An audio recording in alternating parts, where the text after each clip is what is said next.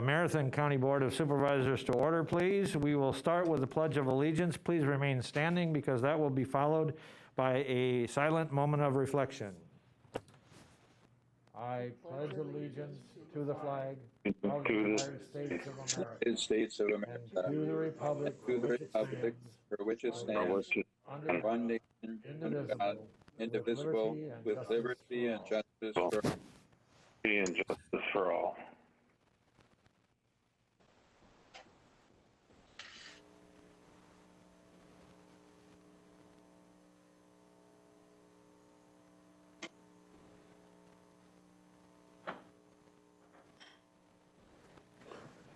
Thank you. We'll have the reading of the notice, please. An educational meeting of the Marathon County Board of Supervisors will be held at the Marathon County Courthouse Assembly Room, 500 Forest Street in the city of Wausau at 7 p.m. on Thursday, August 13th, 2020, and the agenda was duly signed and posted. Thank you. I would like to request everyone put their cell phones on silent or vibrate and any other electronic devices not to interrupt the meeting. And I would request that the clerk call the roll, please. Beestrom. Here. Butke. Here. Christensen. Here. Seiler. Here. Conway. Here. Drebeck. Here. Pfeifrick. Here. Fisher. Here. Gaber. Here. Gibbs. Here. Gonnering. Here. Guild. Here. Gums.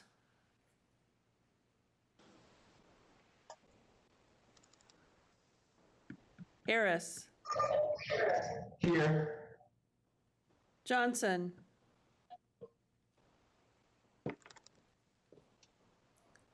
Krause. Lamont. Here. Longenhan. Here. Leahy. Here. Lowe. Here. McEwen. Here. Oberbeck.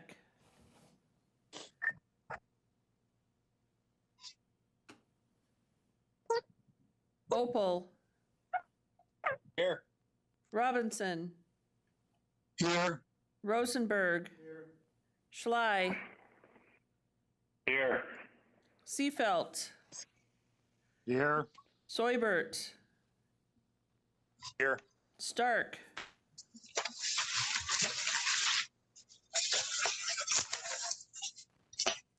Van Cray. Here. Vole. Wagner. Here. Zhang.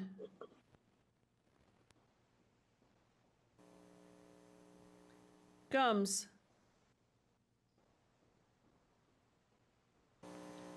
Johnson. Oberbeck.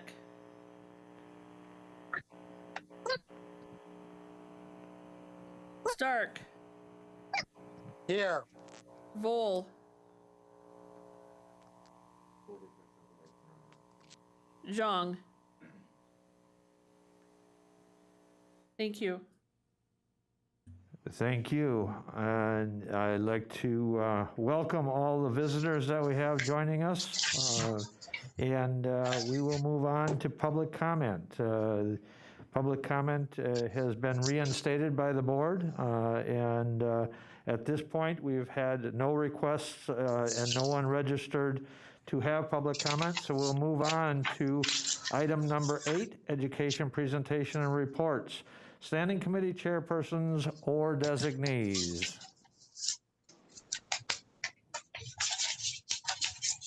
Mr. Chairman? Who is speaking, please? Supervisor Butke.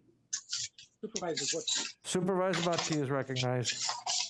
Yes, I'd like to designate Supervisor Robinson from the Health Board to speak regarding face covering compliance process.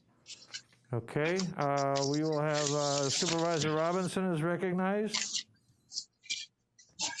Thank you. The issue of the reporting process for masks came up at the Board of Health meeting on Tuesday, and I'd like to just give an update of what's going on with the Health Department and the county's efforts.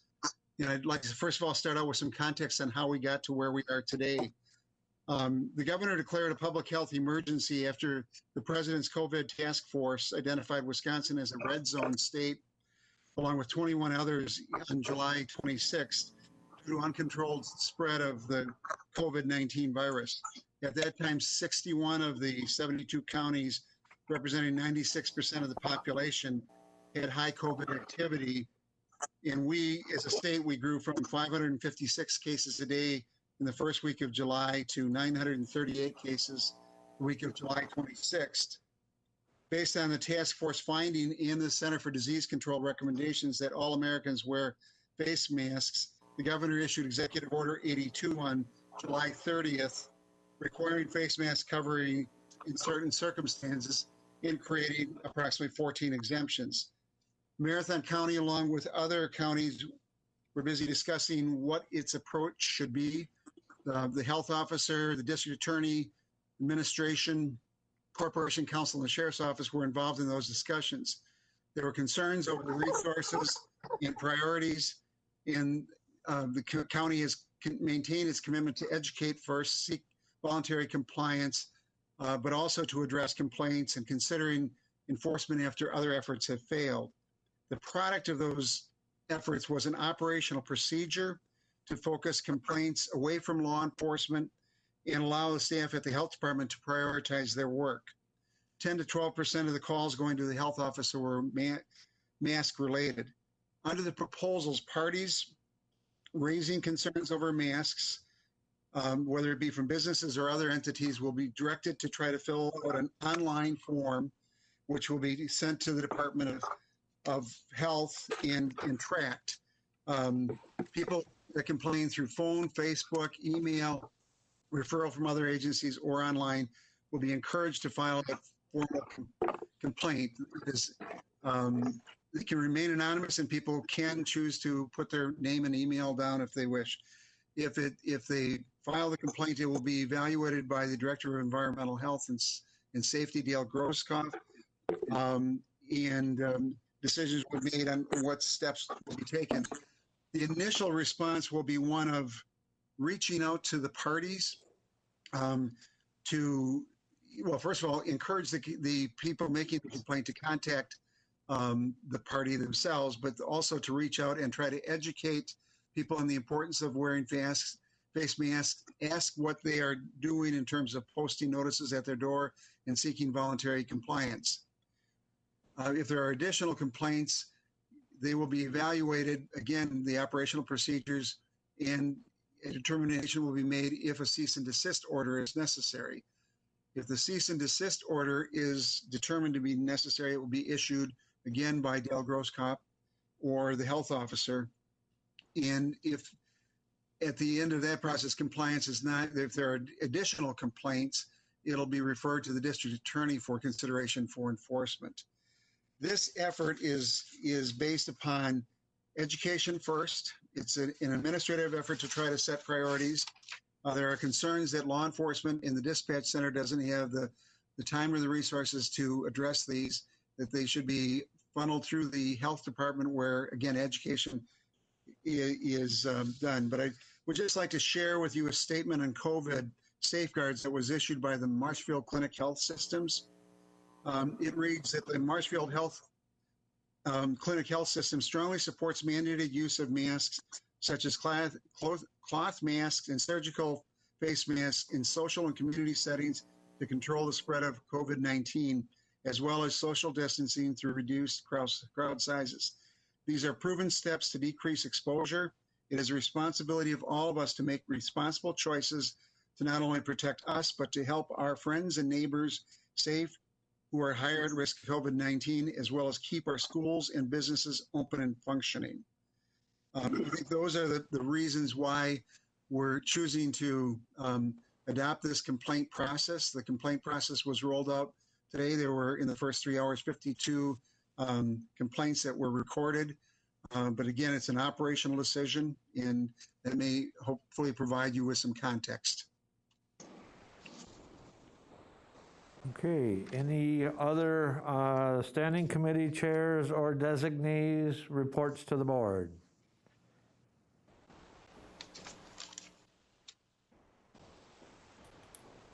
Any other chairpersons or designees reports to the board? Okay, then we will move on to a update, process update by the chair of the County Board Size Task Force Chair. Supervisor Robinson is recognized. Thank you again, Mr. Chairman. I'd like to just give some background on the County Board Size Task Force, and Craig McEwen will join me in presenting part of this. But why was a task force created? We're required after every census to redraw boundaries to reflect the census and the shift in the population to ensure equal representation. There have been past efforts to change the size of the board in Marathon County. There also have been a number of other counties where citizen petitions have led to the downsizing of the board. In 2020, there was a budget amendment to cut the size in one half. Those concerns led to the creation of the task force. In creating the task force, it was charged with a number of responsibilities, including familiarizing itself with research and literature on effective governance, collect information from other Wisconsin counties about government structure, consider whether county's current structure should be updated, consider committee consolidation or new committees, estimate financial implications of any of the options, and predict the impact of any proposed changes on expectations and time commitments for board members, the ability for the county to interact with other governmental units, community groups, and individuals, as well as predict how the structure will change the number of candidates who seek election, impact underrepresented groups such as women and minorities. And we are also tasked with seeking input in public opinion through a series of public hearings with the Towns Association, Chamber of Commerce, and other business groups. The committee is comprised of Supervisors Butke, Seiler, Linehan, Schley, Seefeld, Craig McEwen as vice chair, myself as chair, and then citizen members Dave Ekman from the Greater Wausau Chamber of Commerce, and Deb Hager, a citizen member who specializes in organizational effectiveness and is a former deputy county administrator. At our first meeting, we asked the committee members to identify what information do they need. And as a result of that, we created a number of buckets, and Craig will cover what our initial findings were. Thank you, John. Can you hear me? We can, Craig. Thank you. Thank you, Mr. Chair. As Supervisor Robinson stated, we came up with 4 areas, categories. We considered them buckets to start looking at when we start making decisions about our county board size. The first area was we wanted to look at and contact other counties in the state that had changed the size of their board and get some information from them and see what their experiences were and are now with their current board size. The second was we're going to consider look at representation and diversity, how this is going to affect representation for our constituents in the county. The third bucket was to consider efficiencies and financial categories. Is there any savings that could be seen from the size of the board? The fourth area was the county board self-assessment, and our past deputy administrator, Deb Hager, who is on the board, is developed a survey and is going to be contacting the county board, starting with the leadership, which is the executive committee, but eventually would want to contact and get the survey answered by all the county board supervisors. And then the last bucket or area is public engagement, and I think that's very important. And from what I've determined so far, the other counties that went through the change of their size of board didn't really have a lot of public engagement. Some of them were forced by petition. However, like I said, I think we've learned that public engagement is very important when we have items like this that can affect our constituents. So I think that's an important part of this task force to look at and get opinions from them.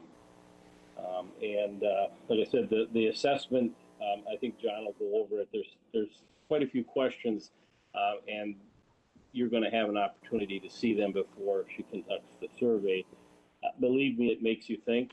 I went over it, and I think I went through about 15 pages of things I wrote down and scribbled out. So it does. It's a good thing. It makes you think. But I'll turn it back over to John, and if he wants to go over that, some of those answers on the survey. Thank you.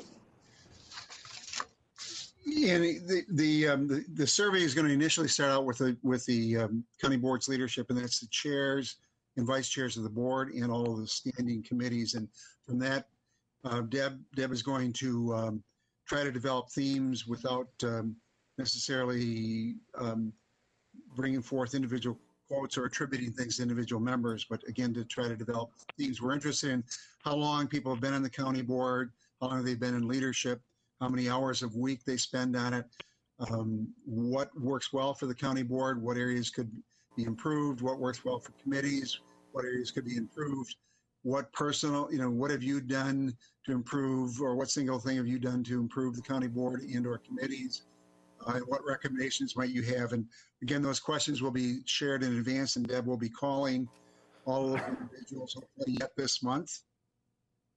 That, along with the information we're compiling from the others, will serve as background information. We're looking at how large are the counties, how many highway miles do they have, what's the representation, or how many people does each supervisor represent, how many square miles does each supervisor represent, and just to look at things from a number of different ways. And we're also in the process of developing evaluation criteria, which I think pretty much the buckets that Craig had talked about.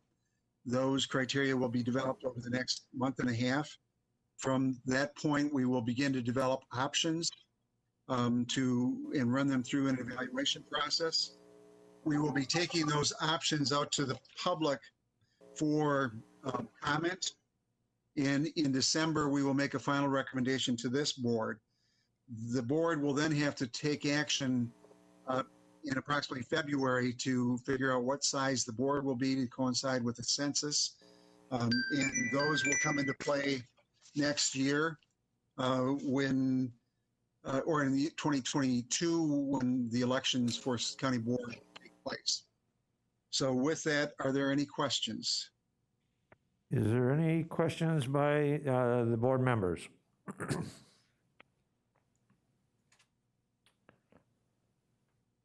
Again, I want to thank the chair and the vice chair and all the committee members for their diligence. Ultimately, this board will have to make a decision. Because of the 2020 census, we have to determine what size the board is going to be and make those. Then we will have outside, after the board makes its determination. So there will be ample time for engagement by each of the supervisors. But once the board's made that decision, then we will be working with the North Central Regional Planning Commission to follow the state statutes as far as developing the districts, the new districts, and the lines that they will be drawing. Again, that will be done in concert with the state statutes as far as the optimal target number based representation number of citizens represented by district based on the number of supervisors that this board determines that the board size should be. So again, one more time, is there any questions by any of the supervisors? Mr. Chair, this is McEwen. Vice Chair McEwen? Yeah, thank you. If I may, I believe our next task force meeting is next Wednesday, the 19th at 3:30. Is that correct, John? That is, Yeah, and just want to encourage as many supervisors as can to join that meeting. Like I said, we can always use more input. Thank you. Okay, one last time, is there any additional questions or for the task force leadership? Okay, seeing none, we will move on to review and discussion of Tuesday meeting agenda items. Item number 9A1, appointment, Diversity Affairs Commission. Appointing Idawu Odedesu of Cronenwetter to the Diversity Affairs Commission for a 2-year term to expire at the April Organizational County Board meeting in 2022. Any questions on that appointment?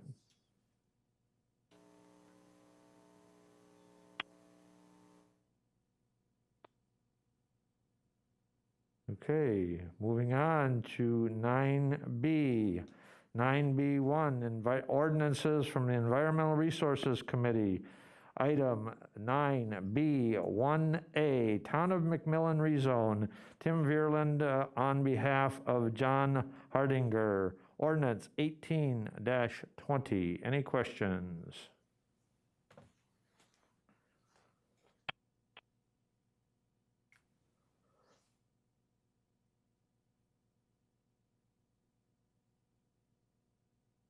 Any questions on ordinance 18-20, Town of McMillan rezone? Item 9B1B, Town of Frankfurt rezone. Tim Vreeland on behalf of John and Jessica Lindberg. Ordinance 19-20. Any questions on that rezone?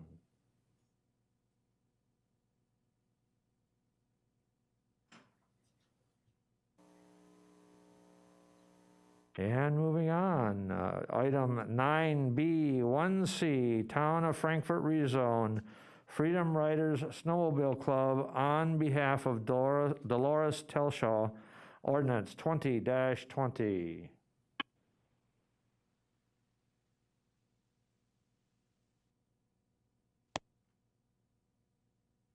Any questions?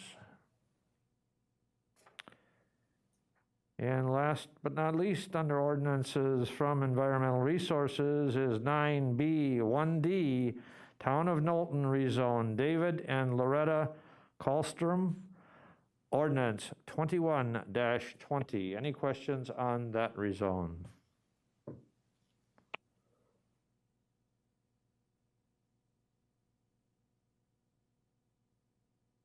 Okay, moving on to resolutions under 9C. Resolutions 9C1, Human Resources, Finance and Property Committee.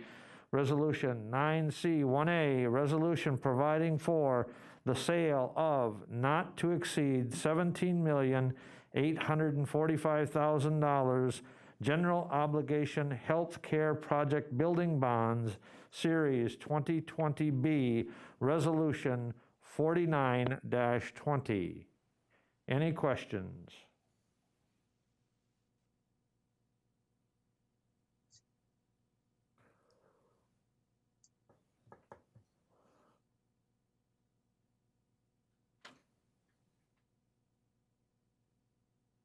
Okay, moving on to item 9C1B, create 1.0 FTE administrative position supporting both Conservation Planning and Zoning Department, 0.8 FTE, and Health Department, 0.2 FTE. Resolution 50-20. Any questions?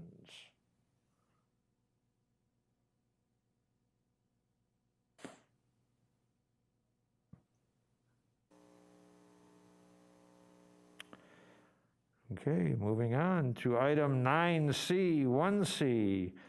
Create two 1.0 FTE social service specialist positions for the Department of Social Services. Resolution 51-20. Any questions?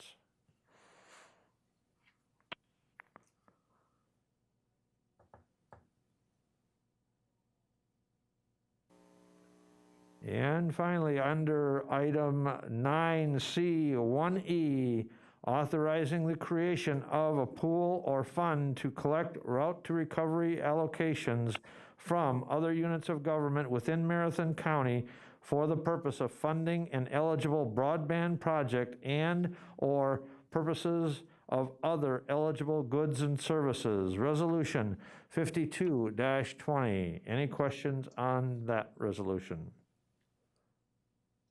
Mr. Chairman, Supervisor this is Robinson. Supervisor Robinson. I'd like to just give some background to this because many of the members are also town officials. This was an idea that Leonard and I took to the Towns Association, and it involves the routes to recovery dollars or the Federal CARES Act dollars. There's, communities were receiving anywhere from 10, 15 to in the case of Marathon County, $2.1 million for COVID response activities. There's a potential that some of the communities won't spend that money. And the idea was floated that if they could reallocate their allotment to the county, we could create a pool and use those dollars to potentially expand broadband services to underserved areas. This last week, we met with the superintendents from several of the school districts in the county, and they identified a number of gaps and issues. They're trying to address them. We're looking at areas where there are service gaps, and with the thoughts that we might be able to create some hotspots, expand services through boosting the library and other things. But what we're trying to do is create a pot of money that would be available on a quick turnaround time to fund broadband expansion activities to some of the underserved areas. We have to spend the money by, basically November 6th, or you have the money allocated by then. We would need to learn from the local units of government if they're going to transfer part of their allotment to us by the middle of September. So we will be, if this goes out, reaching out to the communities, as well as working with internet service providers, school districts, and others to try to do some quick fixes in some areas of the county. Okay, thank you. Corp Counsel would like to address the board. I just wanted to say that I drafted this resolution following a motion that was made at Finance Committee, and I'm going to take some more time in the next couple of days to review routes to recovery and make sure I get the specific language from that program. I use the words pool and collect sort of interchangeably here. And so you may notice I may change the actual operative language in the resolution that comes before the board on Tuesday, just to make sure that it's commensurate with the actual program language. Okay, thank you.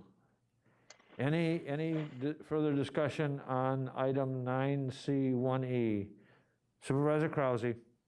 Thank you, Chair Gibbs. I was just wondering about the legality of taking money that's granted for certain COVID-19 issues and using it for other purposes.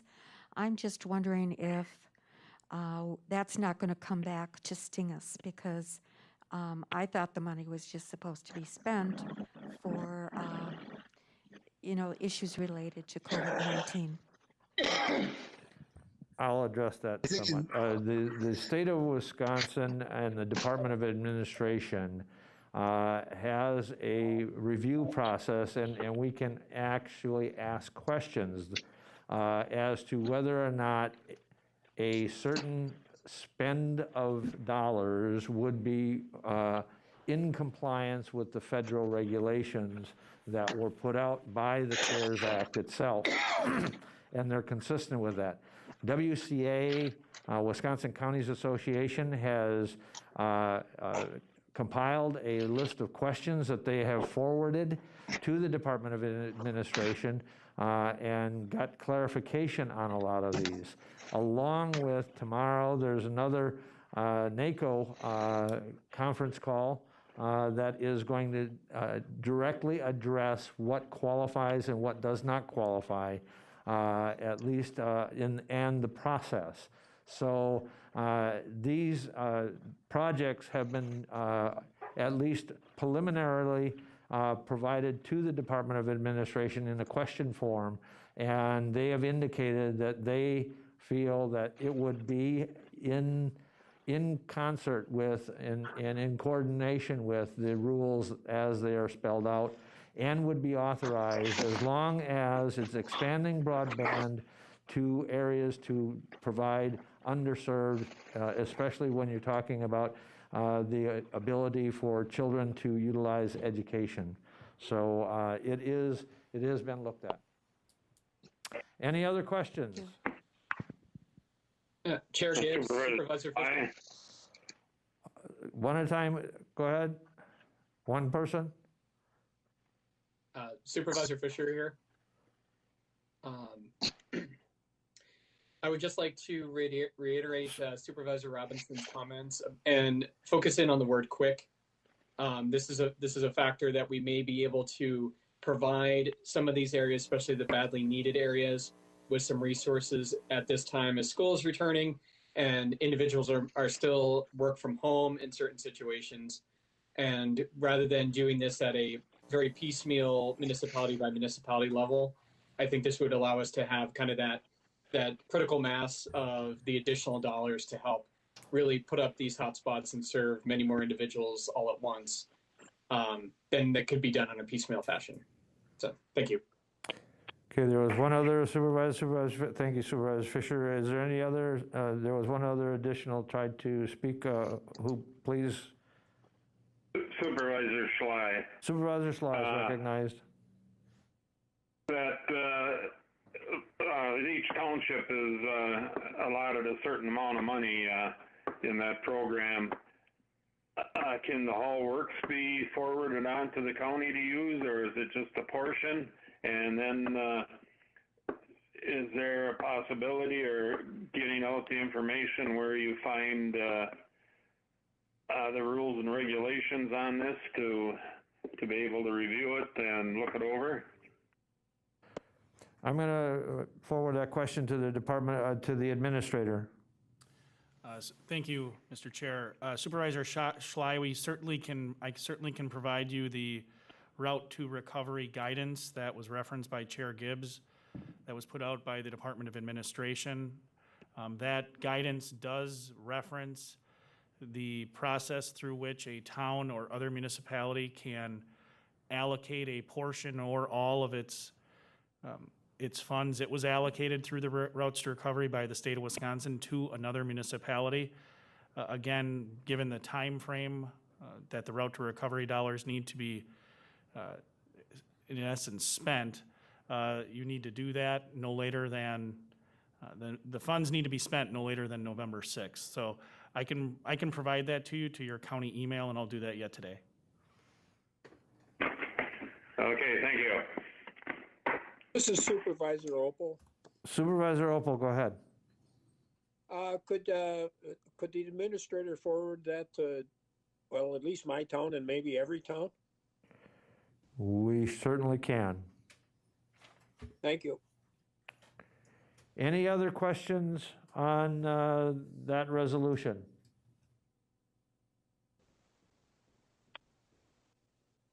Any other questions on that resolution?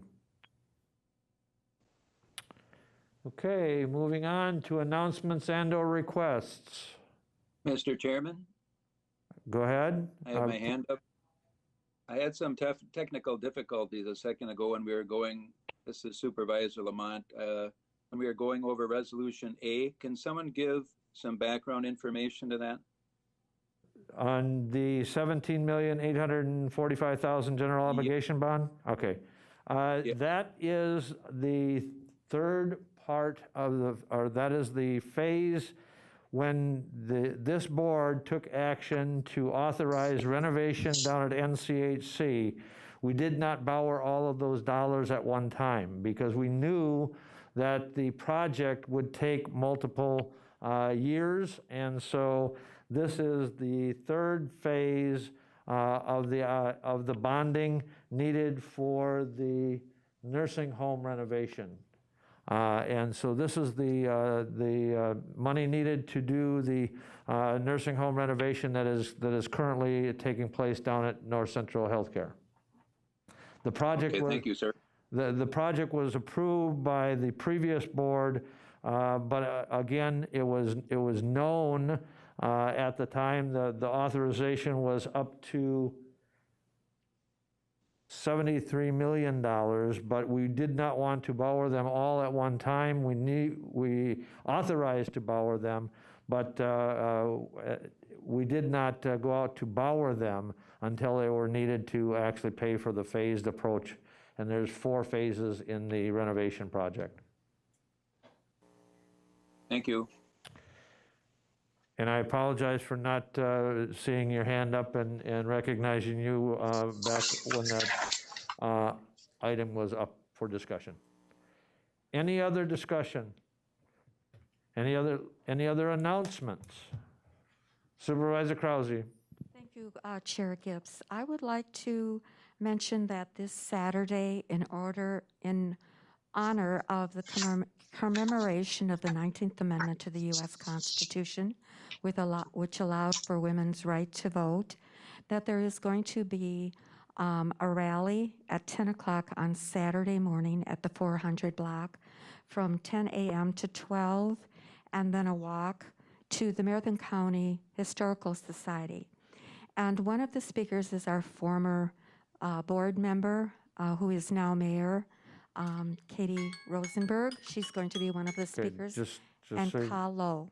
Okay, just so you know, we're getting toward, we're already over the time for announcements as far as the allocated time that the board rules call for. So please wrap up your comments quickly. Oh, okay. For the new members to the board who did not receive the WCA, the Wisconsin Counties Association January 2020 magazine that has 6 pages on the suffrage movement in Wisconsin and nationally, I have received extra copies, and the new board members who did not see this can contact me if they would like to see these issues. Thank you. Thank you. And we will, any other announcements and or requests?